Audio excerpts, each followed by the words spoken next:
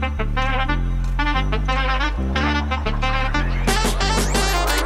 to the Replacement Level Show. I am your host, Chris Phillips. You can find me on X at C_Phillips_13 and follow the show at Replacement Level 1. You can also listen to the show on Spotify, YouTube, and Applecast for all your baseball needs. Yes, this is a baseball show where we talk about all the latest happenings going on in pretty much baseball across the world.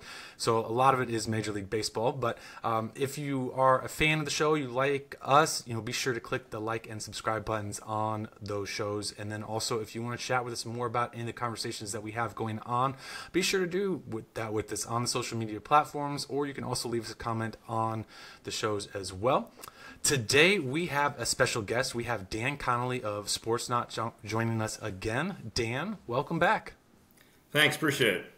So it's been kind of not as exciting like winter meetings or anything like that. Like the biggest trade that we had happen was the Juan Soto deal, but kind of a quiet winter meetings, and then also kind of quiet for the Baltimore Orioles. They did go out and sign Craig Kimbrel. What is your thought on his addition to the pen for the Orioles? Honestly, it's probably the second biggest addition that they're going to make. Craig Kimbrel, is potentially a Hall of Fame closer. He's a 9-time All-Star, has 417 saves, which is 8th overall in the history of Major League Baseball. And the Orioles needed a closer, but they did not want to go out and get somebody for 2 or 3 years, at $10 to $15 million a year, simply because they have Felix Bautista that they believe will be their closer in 2025 and beyond. But he had Tommy John surgery in October. He's gone for the year. Yennier Cano is a solid reliever who did exceptionally well in the first half, kind of ran out of gas a little bit in the second half. Could be a closer, but they're not 100% sure. This is a team that won 101 games last year. This is a team that believes it's going to be in the playoffs for a while. And they saw themselves with a major hole at closer, but they didn't want to tie it up for several years because Bautista, presumably is coming back. So Kimbrel makes sense. 1 year, $12 million guaranteed for 2024. An option for 2025 that would be $13 million with a $1 million buyout. So it's a $13 million guaranteed contract overall. And it's for 1 year plus that option if they want to take it. So it kind of fits there. And Kimbrel's been consistent. And obviously, if you've seen him in the postseason the last few years, he can make you worry. And Philadelphia fans are not big fans of Craig Kimbrel after what happened, in the NLCS. And so, there's some concern that when the Orioles get to the postseason, what will he be? He's 35 years old. He's got a lot of miles. And he hasn't been particularly good in really pretty much any of the postseasons he's had in the last 5 years. That said, he fits them financially. He fits what they want in 1 year. He's probably the best closer with closer experience they could have. And if he works out, great. If he doesn't work out, but he still buys some time for the first few months, that allows Cano to kind of settle in again. Last year was his first year as a full-time major leaguer. Lets him settle in a little bit. Lets DL Hall, Tyler Wells, guys who could possibly be late inning relievers for the Orioles, lets them settle in as well. So, I think at the very least he buys time for him. At the best, he's Craig Kimbrel of 2018, and the Orioles got something great. Sure. No, it was kind of an interesting move when I first read it, just because, like you said, they got Cano, they got Bautista. I was like, what is that going to do with them? But then the more I thought about it and kind of looked at it, I was like, yeah, that does make some sense. And then, like you pointed out, what kind of going further with this offseason for the Orioles, what's your thoughts been on the Orioles offseason so far? Well, like I said, it's fairly new in a sense. You still got a couple months here, and they went ahead and they were one of the few teams that actually signed a free agent so far. So that in itself, I guess, is good. The question is what happens with the starting pitching, and that's what the Orioles have to do. This would not be a complete offseason if they do not improve their starting pitching.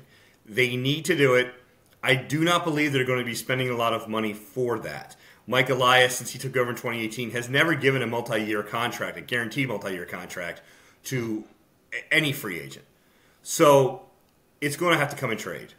And the Orioles probably are best set than any team in baseball right now to package a couple prospects for a pitcher. And the names out there, we've talked about this before: Dylan Cease, Corbin Burns, Shane Bieber, even potentially, some other names. And so the Orioles are obviously going to be looking at that and trying to get into that market and trying to trade for somebody. Cease is, particularly interesting because he's got a couple years, and the White Sox, clearly are shutting down and trying to get better and rebuilding. So that seems like that's a fit. Pretty much all of them fit. Tyler Glasnow is a guy who I don't know if the Rays are trading in the division with the Orioles, but he's also another guy's name you could throw out there as a possibility. The Rays, obviously, as we know, once they're kind of done with a guy before his contract ends, they move him on and try to build up their their farm system and their younger players. So there are names out there. I would imagine the Orioles are involved in one of those guys or in some other pitcher that we're in starting pitcher we're not talking about. But this would not be a strong offseason, Chris, if they do not improve that rotation with somebody who can be a 2 or potentially number 1. All right, so really tough question here for you, Dan. I hope you're ready. If you're running the Orioles, who is the one starting pitcher that you are going out and signing for them? I'm probably acquiring Cease because he does have 2 years. He had kind of a down year last year. Led the league in walks, and that's a concern. But the Orioles have been really good at helping their pitchers throw the ball over the plate. I mean, that's one of the changes that you've seen in the pitcher development, and I think that's something that they would obviously work with Cease on. But he's got a couple years. He's still young enough, and I think that's what they want. They don't want just a rental because they want this team to be good for a while. And obviously, like we talked with Kimbrel, kind of buying time for the younger relievers, you get a guy who's a little older, a little bit more experienced to put up top there, and that allows you. Kyle Bradish had a great season last year, but that kind of takes a little pressure off of him. Grayson Rodriguez has a little less pressure to kind of fall into number 3. John Means, if he's healthy, is a good pitcher and a left-hander. So you get those guys, and maybe Dean Kramer, can continue to pitch. At least as well as he did last year, maybe better. And that's a better rotation. But you need somebody in that. And to me, Cease is a great guy. I'd love to have Burns, if I'm running the thing, because I think he's the best of that group. But I think he's going to cost a lot. I'm not convinced Milwaukee's going to sell him. Honestly, they won the NL Central by 9 games last year, right? So I know they let Brandon Woodford go, but for the most part, they're still the same team. And if they want to keep Burns and they want to keep Willie Adames, they can do so and make another run at the NL Central. So I'm not 100%, in belief that they're going to end up dealing Burns. But if they do, I would definitely get in line with that if I'm the Orioles. But again, you don't want to mortgage it all for 1 year. Sure. No, then that makes sense for sure. So, speaking of big trades, there was a blockbuster one that happened not too long ago, and that is, of course, of the San Diego Padres shipping out Juan Soto to the New York Yankees. I know the Yankees aren't necessarily the team that you cover, but what are your thoughts? They are a team in the AL East, so what are your thoughts on that acquisition? Yeah, anytime the Yankees do anything, or any team in the East does something, we have to pay attention because that changes, the scope of the East and the division and such. And so this is one obviously I've been following for a while. And for me, I think it's a great move in a sense that I think Juan Soto is one of the best players in baseball. Mm-hmm. I think he's one of the top 5 players in baseball. I believe that he had a down year in 2022, both in Washington when they weren't playing for anything, and then in San Diego when he just couldn't fit in, those couple months when he was traded. He had a pretty good year last year, and he had a slow start, but he had 35 home runs, and he did everything, and so he's a really good player. And Juan Soto in Yankee Stadium with that right field porch, that's scary, and that's really scary when you put him in the lineup, that has Judge and that has, a bunch of really good veteran hitters. So I think in that aspect, it's a great deal for the Yankees. It's a great deal for anybody to get Juan Soto. My question is, if the Yankees stop at Juan Soto, in my opinion, they basically wasted a year of Juan Soto. They need to go out and they need to get pitching. And Yamamoto is a guy that we've heard a lot about as a possibility. I could see Jordan Montgomery going back, but they need to get a pitcher or 2 in that rotation. Michael King is a guy that a lot of people, even though he's in New York, a lot of people don't know much about. But he was their most versatile pitcher in New York. I have a scout that told me that he was the best pitcher on that staff besides Cole. And if you look at the numbers, he really had the best year on anybody on that staff besides Cole. You take Cole and King out of that Yankees rotation or out of that Yankees staff, and they go from 9th in ERA to 22nd in ERA from last year. Now, obviously, a lot of that is Cole in the 209 innings or whatever, but King was really good. So you can't necessarily expect Cole to do the same thing. I mean, he's obviously Cole. He's obviously one of the best pitchers, if not the best pitcher in the majors. But he had a near-career year last year. Maybe he duplicates that, but you really shouldn't count on that. So, to me, and you lose King, you don't know what Rodon's going to give you. You don't know Cortez, how healthy he's going to be. The Yankees got to go out and get 1 or 2 starters. They do that, they're back, in my opinion, to being, if not the team, one of the teams. If they just get Juan Soto, they're a team that can really hit, but I'm still worried about that pitching. And remember, Chris, they finished 4th in division last year. Mm-hmm. There are 3 teams ahead of them that are really good. And, you hear all the rumors with Ohtani, and potentially Toronto. I mean, if that happens, holy heck. So, I mean, it's a really good division. The Yankees know that. The Yankees cannot make this a one acquisition, one player acquisition. Obviously, I know they got Christian, but I mean, like a one superstar acquisition. They need to go out and improve that rotation. They do that, and they're every bit the Yankees. If they don't, then I still think they're behind some of these teams in the East. If they do end up just being like their offseason is just the acquisition of Soto and then the acquisition of Alex Verdugo as well, does that close the gap at all between Baltimore and New York, or is it kind of just probably the same result for next season?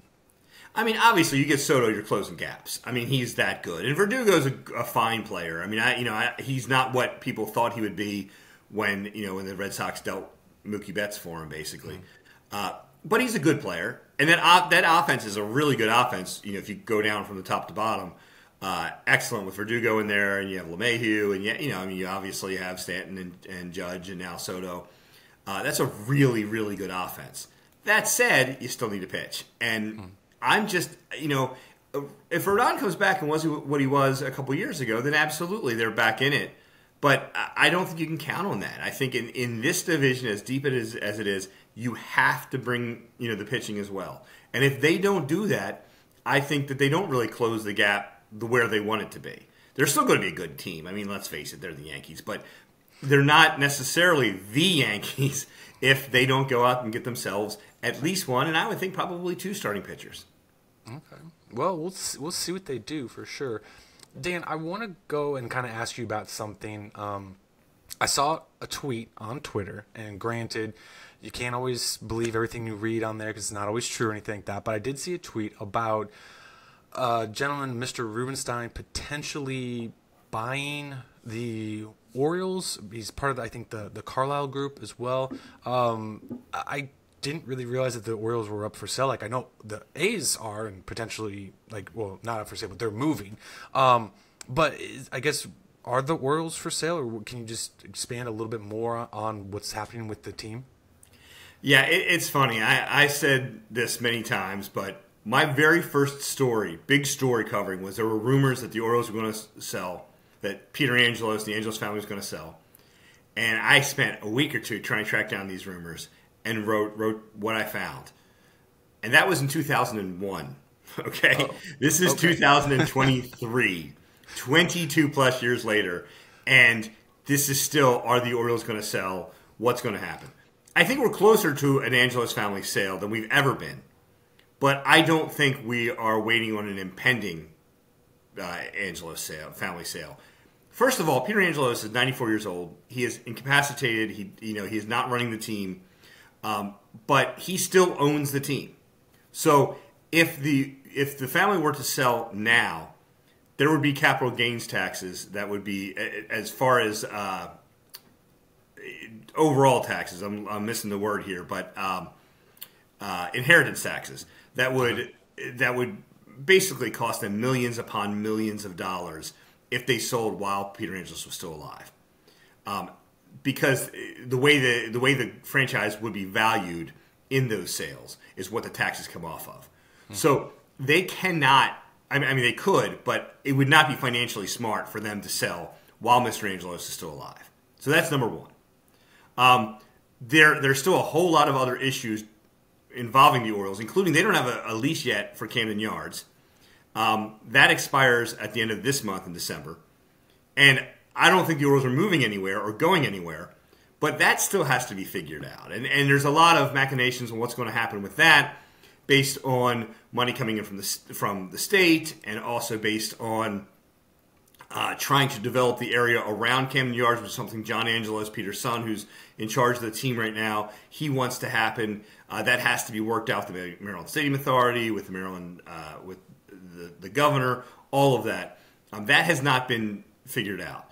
There's still massive concerns, even though the first suit was settled. There's still several different periods on how much they owe in that. I can't imagine a buyer's going to want to come in and do something with the team if that's not settled, because that's millions of dollars that have to be paid to the Nationals. Lots of things swirling. David Rubenstein's a guy that his name has bounced around for years. He has said in the past, on the record, that he would be interested in buying the Orioles if they were for sale. The report that came out of Bloomberg yesterday is that he has spoken with the Orioles about a potential trade. I mean, about a potential buy. And he's a billionaire, so he could do that. I just think there's a lot of other strings attached here that would make it difficult for it to happen soon. And I do think there would be somewhat of a bidding war, because there are a lot of there's 30 teams, and Baltimore is one that you would think would be on the rise because the team is really good. Their stadium situation, once figured out, will be stable. They're just a stable franchise at this point, except for the ownership, and that could change if the owners change hands. So I do think that we will see a sale of the Orioles by the Angelos family at some point. They own 70%. Will it be so they're no longer a majority? Perhaps. But I just caution people, because I'm not sure, given the inheritance tax situation and given the other things I mentioned, that this is something that's going to happen soon. Okay. All right. We'll definitely keep an eye on it. A question I have, though, you mentioned about this new stadium push. Do you think that would be done before a potential sale, or would that be done like after? Basically, would the new owner be like, listen, if I'm buying this team, I want to have an input in what the stadium's going to look like? Or would it be something where it's kind of like, I kind of don't care because I'm buying the team. Like, as long as the facilities are great and everything, like, awesome. I just want the team. Right. Well, to clarify, we're not talking about building a stadium. We're just talking about renovations to the Camden Yards. Camden Yards is Camden Yards. That's not going to be. What happened was last year the Maryland State Assembly approved 1.2 billion in renovation funds for the Camden Yards complex, which is M&T Bank Stadium where the Ravens play and Camden Yards where the Orioles play. To access that $600 million, a long-term lease has to be signed. And the Orioles have not done that. The Ravens have. They've extended their lease. The Orioles have not extended theirs. And I would imagine that part of it, extending that part of it, would have to be done before somebody new comes in. Now, as far as what they would do with the $600 million, you would think if somebody comes in, they'd want to have say on that. Also, John Angelos is trying to create a area around surrounding Camden Yards that will be a place that has bars and restaurants and kind of similar in a sense, although they don't have the land for it, to what's happened in Atlanta. And that's kind of what they would love to have in Baltimore, so that it's a 365-day place to visit and not an 82-game place to visit, or 100-game if you count the Ravens in, and 90 games if you count the Ravens in. So I think that is something that John Angelos wants, and I think it makes some sense. And I think I know that the governor of Maryland, new governor of Maryland, is behind that as well, to try and make that a more of a destination area. But I don't think that's going to be something that happens simply. And so I think that might still be in the works if a new owner comes in as well. But that's also, I think John Angelos wants to make his mark on that. So I would imagine he wouldn't want to give up the team until that's settled. So like I said, there's a lot of things going on. But the one thing, just to make sure to clarify, is Camden Yards is going to stay Camden Yards. It's one of the jewels of baseball, and that's not going anywhere. Okay. Well, yeah, thank you for correcting me. I didn't necessarily mean like building a new stadium, but just I know there was talk about a push from Mr. Angelos for a new stadium and a new area in there. Dan, You, I believe, vote for the Hall of Fame for baseball, correct? Yes. Okay. Would you mind? I know you made a vote, and I happened to see a tweet of yours back when the votes had to be casted a while ago, and you kind of shared some insight on Hall of Fame voting. What I guess, can you share some more insight for the audience here, like what goes into that? How does it all kind of play out, and how did you get to be a person who gets to vote on the Hall of Fame? Okay, we'll take the last part's the easiest. If you are in the BBWAA for 10 years consecutively, then you get a Hall of Fame vote. And so I've been in for 23, so I've been able to do that for a while. It takes, it's funny because a lot of fans, they look at it and they get really angry because it doesn't agree with what they think. And they think, I've heard a lot that it should be taken away from the writers and the writers don't care and whatever. And I've dealt with this for a long time, and I've talked to a lot of writers. There's at least 2 writers who every year I call up or they call me up, and we talk about it before we put our ballots in. I always put it in right before Christmas. It's like the last thing that I do before I, kind of go on my Christmas break. And it takes I look at a lot of stuff, and there is so much information out there. Ultimately, it's got to be what I'm comfortable with. So I've never voted for a guy that I really wasn't comfortable with voting for, or have left the guy off that I wasn't comfortable with. That said, there's so much gray area. And, and you got to decide what that gray area is. I'm a big Hall guy, which means I think that you should kind of give the benefit of the doubt to these guys because there are so few greats, but there's so many players who were really exceptional and probably should be part of the story of baseball. So I'm more of a big Hall guy, which means I put some guys in that a lot of others may not think are worthy. There are so many different ways to decide that, and there are guys have done. Jay Jaffe's done a great job in putting some perspective into the Hall of Fame, and I read his stuff every year. I literally go back every year and reevaluate. I don't just go, well, I voted for these 6 guys. These 6 guys are in. Who are the other 3 I'm going to put in? I don't do that. I go back and I look at each one. Now, most of them for me that if I've already decided on them, I'm good with. I also don't try to compare players to players, those who are in, those who aren't, and I try to go on whether I think that person was a Hall of Famer and use the numbers for that. And, there are some, I never voted for Tim Raines because I didn't think that the argument for Tim Raines of being one of the greatest leadoff hitters of all time should get him in, based on the fact that, honestly, he only, 30% of the games he played weren't at leadoff. So I don't think we can say that, he's one of the greatest leadoff hitters of time, but there were 30% of the time that managers didn't even put him in as the leadoff hitter. Whereas Ricky Henderson was 99.3%. Okay? So, I look at the overall argument and try to come up with it and try to at least be comfortable with it. This year, the tough one for me is going to be Joe Mauer because, we're evaluating, or a lot of, populace is evaluating him as a great hitting catcher, which he was. And he was one of the best hitting catchers of all time. He only played catcher 100 games or more in 5 seasons. And he only played catcher 900 games or started about 900 games in his career. There's a lot of time there that he played first base and DH. He played as many games started as many games at first base and DH as he did a catcher. When you combine first base and DH together. So that's one I really have to think about because the catching thing is important, really important. But he wasn't a full-time catcher for a long period of time. Injuries caused that, and that happens. But I think that's something that has to be a part of the equation. So that's one. I've already kind of questioned that one, and I've gotten hammered by people in Minnesota, and I understand. And he was a really good player. Mm-hmm. So that's one that I'm going to really evaluate. And like Adrian Beltre's up this year, I don't even think I have to evaluate him. During his career, I thought he was one of the best third basemen in the history of baseball, and the numbers back that up. So he's one. I will look at it. I will just make sure. But he's a guy during his career I thought he should be a Hall of Famer. And I don't necessarily sit on that, Chris, because things change.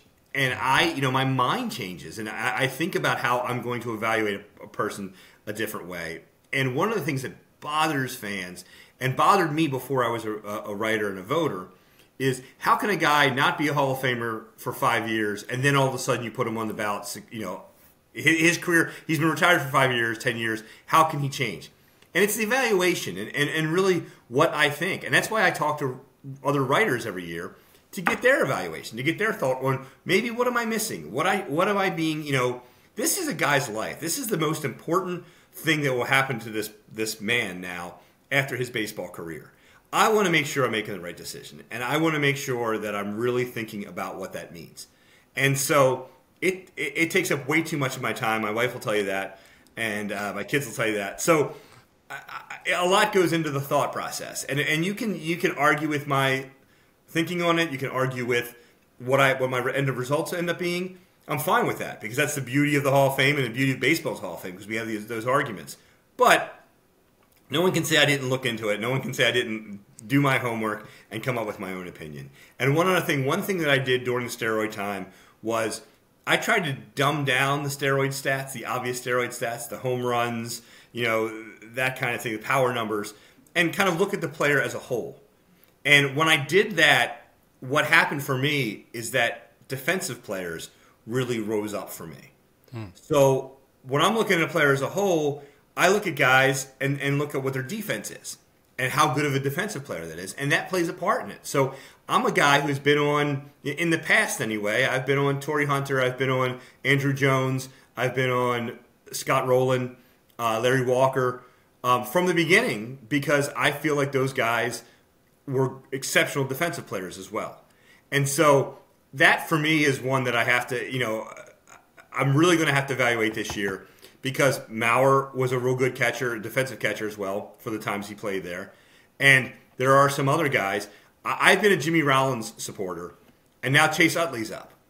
And it's almost like you can't do one without the other, so I really have to reevaluate that. So there's a lot that goes into it. Long answer, but there's a lot that goes into it, in my opinion anyway. Oh, it's all good stuff. I love hearing this for sure because you can have so many arguments for and against all these players, and everybody views them differently. And like you said, with their offense and their defense, some people like the more players who bring more defensively. Others like the ones who just hit the long ball offensively. I do want to ask, though, in terms of when you're kind of looking at these players, is there, I know you say you don't compare players to each other, but is there a bit of a challenge when you're kind of looking at a guy, say a Tony Gwynn, who's mostly just a singles and a hitter, versus somebody like a Barry Bonds who's known for his great power? And even with pitching, when you have somebody like a Randy Johnson versus like a Greg Maddux, those two different styles of play, does that kind of impact your initial thought at all? Or like you said, you just look at it as a whole and like, no, these dudes are just Hall of Famers. Right. I look at it in the overall sense.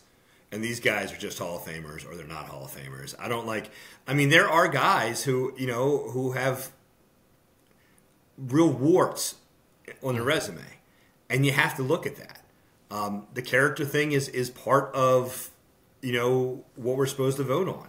And we have no definition. We've never been given a definition on what that means. So we each have to interpret that. And so it's difficult. It is a difficult task. And I was so excited when I first got my first ballot.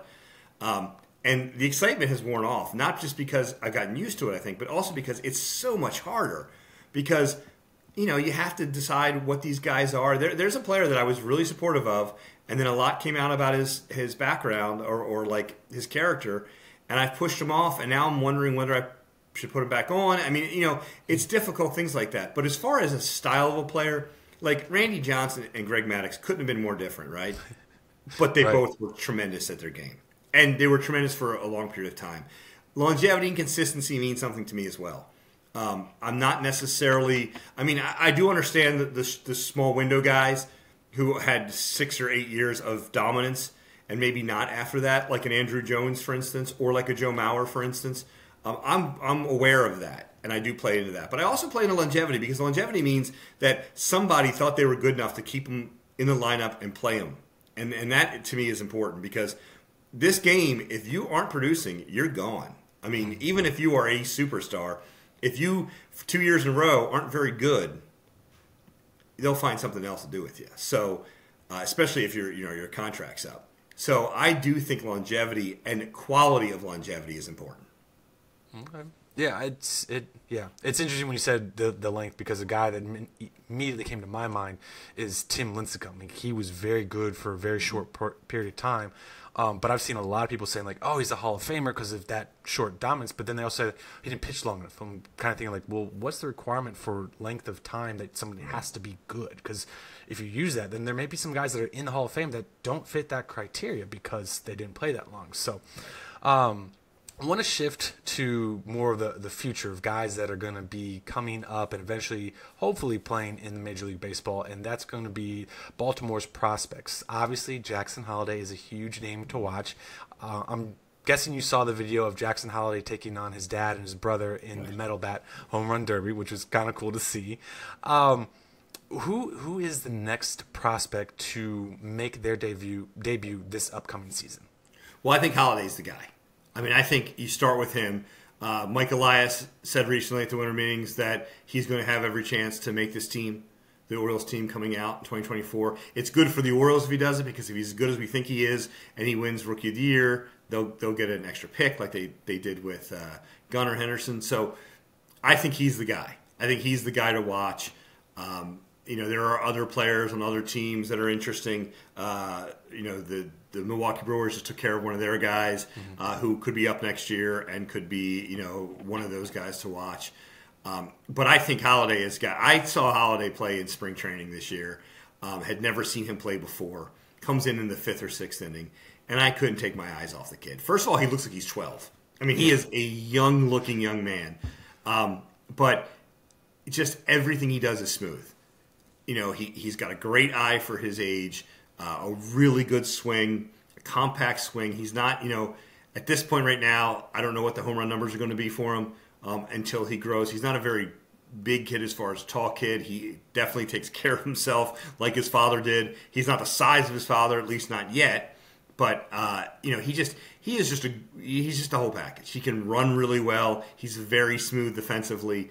There's a reason he was picked number 1 overall. There's a reason he's been hyped since he was 12 or 13 years old, and he's every bit deserved that hype. Now, what happens when he gets to the majors? But the kid, 20 years old, he's at AAA and he's doing well, and the fact that he handled every level the way he has handled it makes you think that with some transition, he's going to be a fine to much more than fine, big league ball player.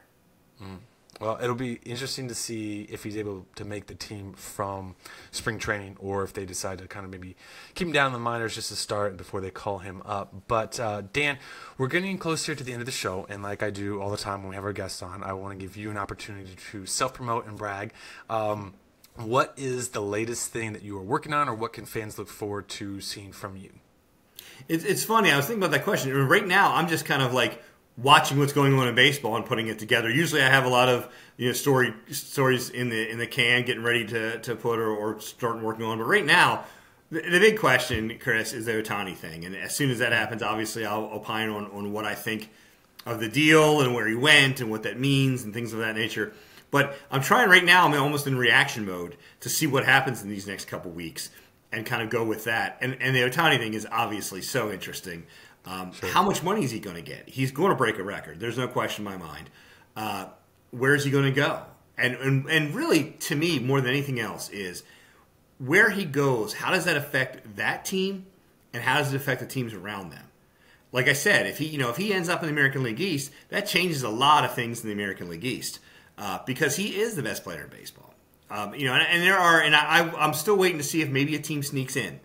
And, I guess Toronto is a team that's kind of snuck in a little bit. But, who knows? I mean, the thing is, I know Ohtani's agent rather well, and he works this way. He keeps things under wraps. He doesn't like, the leaking and things like that is not something that's usually on his watch. And so, all we've had is speculation. Mm-hmm. And that's been frustrating, but it's been kind of fun too, to kind of see what, where people are going and what people are thinking and such. So I'm sure people are getting tired of reading, these tiny incremental updates. But for me, I think that's the story of the winter, and that's going to be obviously what I'll be opining on as soon as that happens. You got a prediction on what team he's going to land? I've been saying the Dodgers all along. I thought the Seattle Mariners were a team that would sneak in. It doesn't appear like there's been a lot of noise with them, so maybe not.